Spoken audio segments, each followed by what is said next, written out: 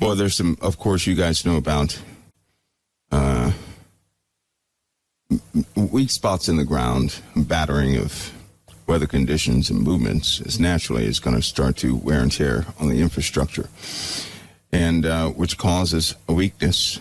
For many years now, the Army Corps of Engineers has been fortifying quite a few things, working with civil engineers to get most of our infrastructure fortified, and other places as well. They've been dispatched all over the place. Unfortunately, the Earth is not predictive, and things weaken over time. And when they do, well, things like not only Georgia's dam, but there are some other infrastructure weak points that are of grave concern, and they are working on it. Everything is not shared because everything, it's a high probability that they can dispatch enough resources to take care of certain things, and in those situations they do not announce them to the public because it would just cause unnecessary headache.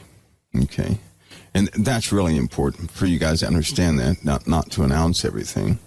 But I was shocked over the last couple of days what they did announce, and I don't. It's like a zero reaction, except for the individuals who received the message. Listen to me carefully. I shared something a long time with you guys, and I give you a scenario, right? If there were special organizations in the world, right, and they had operatives out in the world, and for the sake of security, the organization keeping it under wraps because they have very, very special missions. Nobody can know that these organizations exist, nor can they ever see any of the people together talking or anything like that, though they would work all the time and receive intelligence. But the question is, how would they receive intelligence? Well, it couldn't go through the mail system. It could not go through any defense system, right? Couldn't do that. You can go through regular chains of communication. It would have to be something that is out in the open, yet hidden at the same time. So how would you do that? How would you give somebody a message that is an operative working on a specific task, but nobody could know, but you would do so in the open so that the recipients and the recipients only would receive the message and understand? For example, suppose you had a group of very privileged individuals, and they were alerted of certain tactics, message sequences that would take place over the media, over television, movies, so on and so forth. How would they receive something without ever calling the person, without sending them a piece of mail? How would you inform them and keep them up to date as far as what happens? How would you do that? You do it through the open, correct? I, for one, right, I wouldn't write anything down. I wouldn't directly contact anybody because that's too risky. What I would use is what's already there. I would use marketing. I would use television, right? I would use movies. I would not use any other avenue. I would have to use those things that are accessible all over the world. And frankly, I would have to use those venues that are popular. Listen close. You guys know it's no secret now about this UFO topic. It keeps coming up. Have you noticed? Verification from the Pentagon. They just released that publicly, right? Actually, it's a pilot that says, yes, we engaged it, and yes, it was a unidentified aerial vehicle or phenomena. Yes, it was, wasn't anything I was familiar with. So he somewhat conceded that it was something that blew his mind, right? But you keep hearing this story pop up, but are you doing any follow-ups to see if it's real or not? I uttered something a long time ago, something that was established back in the 60s and 70s, as part of, it was open then, but it's kind of shut down now. Do you guys remember when I said that they put truth, a lot of truth? They mix it with comedy. You guys remember that? They will purposely mix it with comedy. Number one, because of the psychological impact. Number two, because if anybody utters in seriousness a subject that's been spoken by public comedians, nobody's going to listen to them. They would be instantly discredited, laughed out the building, so on and so forth. But they use that, right? If I had people out there, I would use comedy all the time to confirm times and dates. I would do it all the time. Well, if you guys remember me saying that, hopefully you do. Hopefully you do. Hopefully you understand something. I tell you, it was done. Not only was it done, but there are certain terms that are being brought to bear that you should remember that they're now utilizing. And why are they doing this? Because of the time element that's left. There's only a little bit of time left before specific things they know very well about. They've already announced the time a couple of times in a couple of places. They announced the exact same timing element a few times. The message has gone out, the warning has gone out, which is why certain terms are being used. Comedians have come out to verify it out of the blue. And I'm wondering, did anybody catch it? Now, we're not past the 48-hour mark. So chances are you can go back to yesterday. Start looking at any popular comedians that could speak to anybody in the USA without any special equipment, and you'll hear it. You'll hear it likely in a joke or something like that. In fact, you'll hear it just the way we discussed it a long time ago. If you're paying attention. Now, when you do hear it, they're not lying about the timing because you're going to hear it again.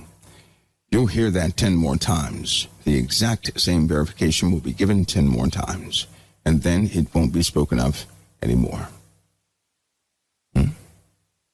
Somebody says Bible time. No, mankind does not know Bible time references. They don't know anything about God's timing. They only know about those things they're in contact with. And those things will most certainly do exactly what they said they would do. Because they've been held back a long time. They've been promised something. And people are at a point of consumption. So people are ripe, so to speak, for the picking. And that time will come. If you have not taken notice, all the old things are falling apart right before your eyes. I often talked of one kingdom that already fell, and it was only alive by ideology. It was not alive by any other means, because people believed that system still existed. They spoke of that system, not knowing that they were living in another kingdom. Well, that kingdom is going to be made very evident in a very short time frame. And people will find themselves, a brand new kingdom. Things are changing fast, and they're changing in accordance to topics that were spoken. So you don't have to comb through it. That same message has been given to everybody all over the world. It's just that people are not taking their time to decipher the message. In fact, they don't have to do much to decipher that message, but I'm telling you, it went out. And the timing they're given is the exact timing. And now that happens to coincide with a phenomenon, an unbelievable event, an event of harm, you could say. And it just so happens that the message has been given in a time that in one of the first broadcasts we spoke about. The conditions surrounding the message. They are surrounding the message. So here's what you do. You guys know about this UFO topic. You know about that. It's been put all over the place. In fact, you can't get away from it, right? The next thing you need to do is find verification by way of comedians. I know it sounds strange, but that's what you're doing. You have the 48-hour mark. It's not here yet, so you have 24 hours to find some popular comedian that any and everybody could listen to. And just take a note of what I said. Now, don't repeat it yourselves. because you'll have no footing for it. I'm just giving you a hint of what you're going to hear about 10 more times. Verification of that exact same thing. It's almost just like that term full stop. All of them go together and they mean something big, life-changing for everybody. Nothing goes back to normal from that point. Now, as Christians, we should be ready for that. And that demands clarity as far as what it looks like. Somebody says, is coming maybe perhaps the data added up? No, it has nothing to do with the Bible. Nothing to do with anything in the Bible. This is man and what man has kept hidden for a long time. This is all man. Man does not have plans for anything that would override nor interfere with our Father's decrees. They have no ability to do that. They've been told that. They have no ability to do that. Even they work on a voluntary basis. They do so in a beguiling way, but they don't really force people to do anything. They cause people to give themselves over to different systems. They have you that way by way of your loyalty. Satan is not going to force anybody to serve him. Satan will manipulate people, and then in turn he will get them to give their loyalty to his work. And if you worship the work of a person, you worship the person, which is why in Revelation it states that the world worshipped the dragon and they worshipped the beast. Now, folks, unfortunately, you guys just listen verbatim, take what I said and go do it. It is quite clear. It must meet all the criteria I just spoke about, and go do it. So find it. Find it for yourselves, and you'll know. You'll know. And if I were you, once you do find out, which you will, listen for the 10 confirmations, because it will come over and over again, and then you will not hear it again. The next thing that will happen will be the event. That's what will happen. But you guys are supposed to be in the know, correct? You may ask yourself, well, why not just come out and say it? Because you'd never get it out. Anybody know what it's like? I knew a person one time. There's a story told to me. Well, I heard it. And it was a message to a lot of us young, new people, right? And it was about dying needlessly. The message was this. Suppose you had something life-altering to tell the world. And it was one of those subjects that the world will not believe. If you go out there and you don't do it in the proper way, you could tell everybody about it. You could be laughed out of existence. Your life would be troubled. And no one would be the wiser about what would come. And then when the time came, everybody would be caught off guard and blame you because you didn't come forward with great sincerity. In other words, you would suffer needlessly. Why? Because you told something prematurely, and you did not have anything in place to validate your story as you told it. Because people require validation when they cannot see something. And if you tell it without validation, they can't take certain subjects on good faith. They won't act on it. They won't do anything with it. In fact, and when the time comes, they will think of you. They will seek to kill you because it was so serious, and they will blame you for not being serious about telling it. So if anybody goes out there with a subject that is quite serious and they try and attempt to tell the world, they can be taken out. No one's going to be any the wiser, but they just remove themselves off the entire game board, and they can't help a soul now. See how that works? It'd be like one of you guys, if you knew something that would happen to mankind, and you went out and told everybody before you ever got started, you could be removed from the board because somebody would hear you prematurely before you could tell the world. And for something that had no bearing on the next 5 years, you could be locked up for 5 years, no contact with anybody, for a message you never got out. And then when the time came, well, it would happen anyway, and you would have to watch. It'd be horrible. So you had to be as wise as serpents and as harmless as doves. If you had the exact same information that some organization did, right, they weren't telling everybody, you couldn't either. You would have to be wise in how you stated things. So instead of telling everybody that a specific event would happen, wouldn't you rather, because you're a Christian, tell people to you strengthen your faith in your Lord and Savior? Open your ears to hear his word. Make sure that you can respond to the call of the Holy Spirit. Never get caught up in your own life so much you can no longer see the outside world. Keep your life in balance. Don't walk around with a heavy conscience because you didn't forgive everybody all around you.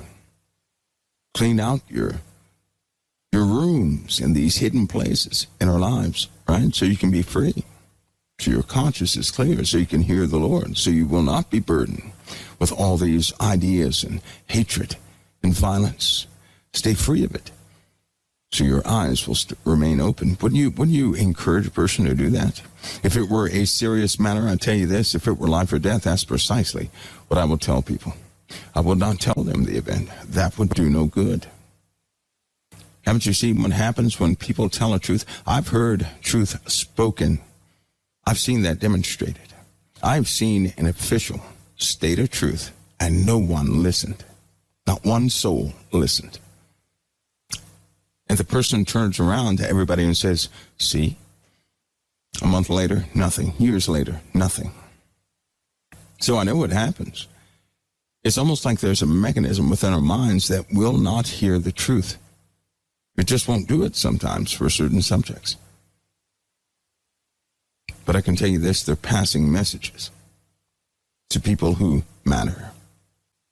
And because you're able to see it, right? You must be as wise as serpents. Always know your environment. Always. Be a responsible person. Assume responsibility over things in your life. Never look to blame anybody. And be wise. If you're going to be as wise as a serpent, you have to stop running. You can't run away. You can't point a finger or take a side on every subject that is presented.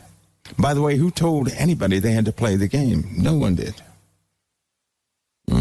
No one. You don't have to play the game. That's not what you're here for. But you're here to help those who are trapped in the game. They believe it. Hook, line, and sinker. Aren't they the purpose, the point of us being here in the first place? But you have to be absolutely free before you do it. That means you can't have an infestation of spirits in your life and seek to have somebody else free because something is with you already. You have to reach a point where you don't agree with evil at all. Most people do agree with evil. They just don't know it. Why? Because of pride. See, sometimes we agree with an evil way, but because of pride, we refuse to accept it, so we won't change. You get rid of pride, you'll be able to see it. You'll become humble again, and you will not hide. You won't hide because you're no longer seeking to save your own skin, but you're ready to lay everything down for a good cause. See, when a cause is good enough, you'll give up everything to achieve it. If it's good enough, what greater cause is that of the gospel? There is none, is there? No one is here to hide.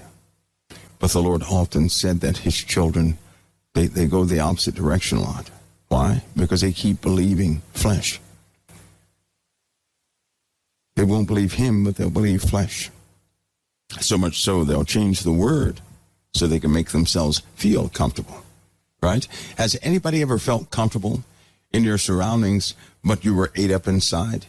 You were not peaceful. Anybody know what I'm talking about? You felt comfortable, but you were not peaceful. Your mind not at rest. Your soul certainly not at rest. You're ate up with questions, with all sorts of things. You can find no peace. That's like bipolarism. A lot of people believe that they're bipolar. Right? Now, medicine helps folks who are bipolar because it tranquilizes them. It's what it does. You'd be shocked to know the root cause of it. It's so funny that People who are bipolar, they also have a big problem. You know what it is? They refuse to accept responsibility of things in their life. They always have someone to blame. Why is that a common factor with those who are bipolar? And all they have to do is never blame a person again. Just tell themselves, look in the mirror and say, I will never blame another soul again. I'll never blame anybody. But it's funny how that just about in every single case, person who is bipolar, they have someone to blame. You take away that blame, their target is gone. There is no reason for that influence to rise again in them that is ready to accuse. By the way, that's where accusation leads to. When you have someone to accuse, it'll rise in you also. It's a type of anger, bitterness. It's a very strong anger because it's more like an entity. I don't subscribe to these, all things of the world. Medicine is okay because it can calm your body down enough where you can think straight. But all it does is suppress the inevitable. That's why people have to stay on medication. One day they're not going to have that medication, then what? Then whatever's within them, right, is going to activate their flesh in certain ways and they won't be able to calm it down.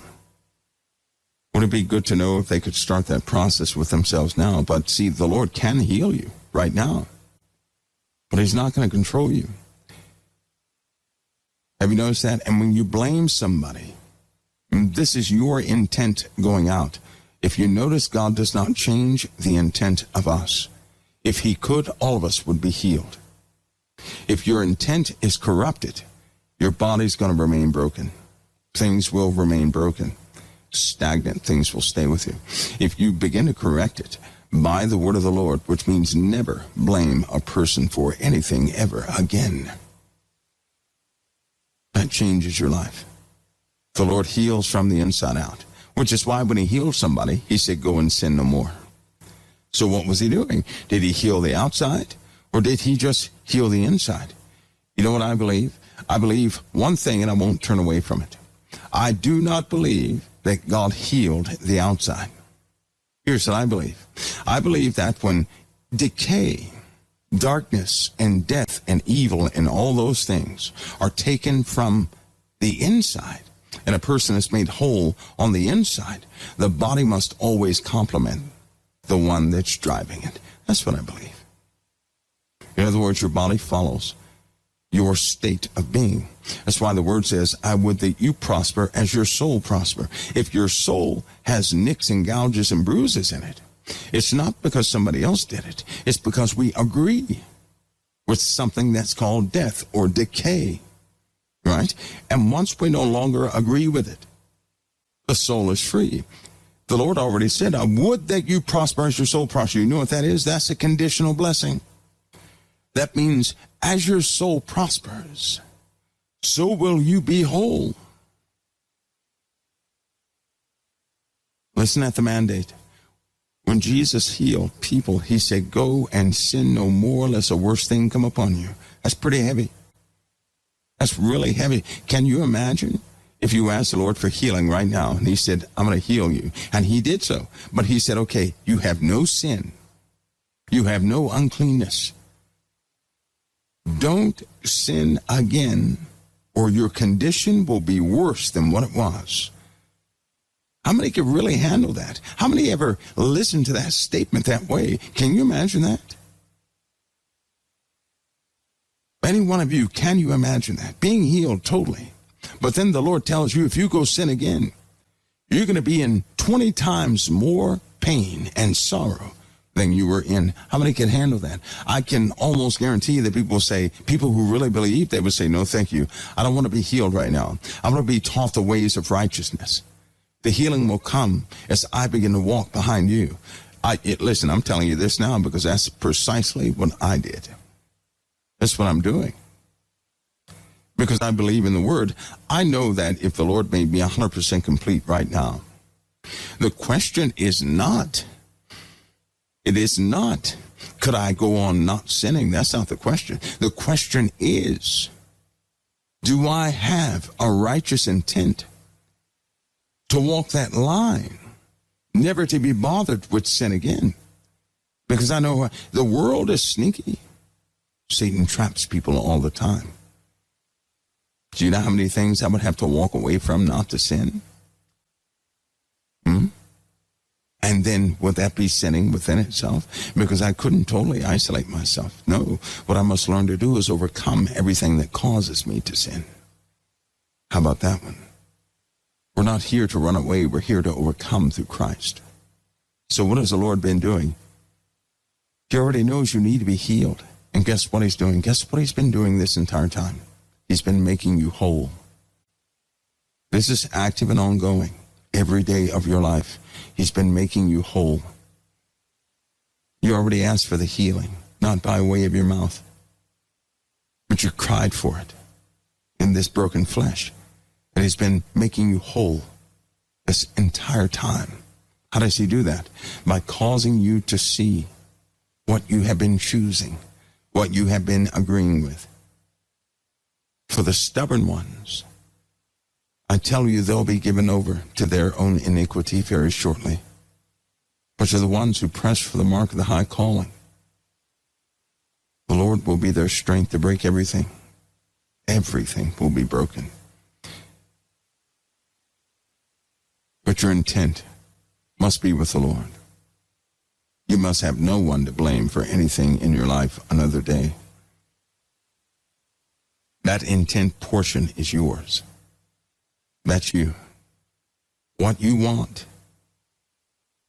is what you're going after, is what you ultimately have in your life. If you want someone guilty, you're going to be the vessel to blame that person and to frame that person as a guilty person. But if you want the guilty innocent, you're going to be used as a vessel of healing yourselves. So many people want folks to pay for what they have done. They don't say, I want the person to pay for it. You know what they say? They say, I want that person to know what they did to me. Here's a better question. How many of us would like to know what it felt like to be Christ? How many of us would like to know what it's like to die for someone who will continue to turn their back on you? That person that you blame for things in your life, could you die for that person instead of blaming that person? Because that's precisely what the Savior did for us. We want justice so much, and yet we're not willing to justify another's life in Christ because of their offenses against us.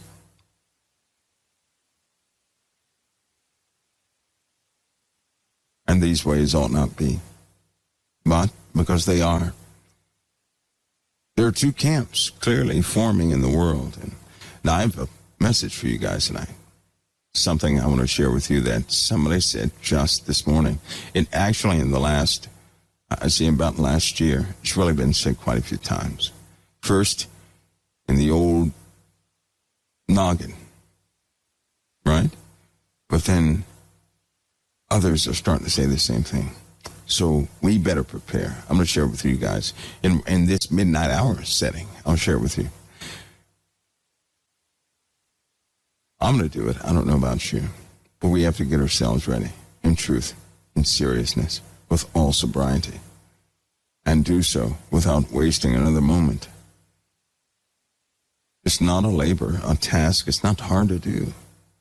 They're choices. They really are choices.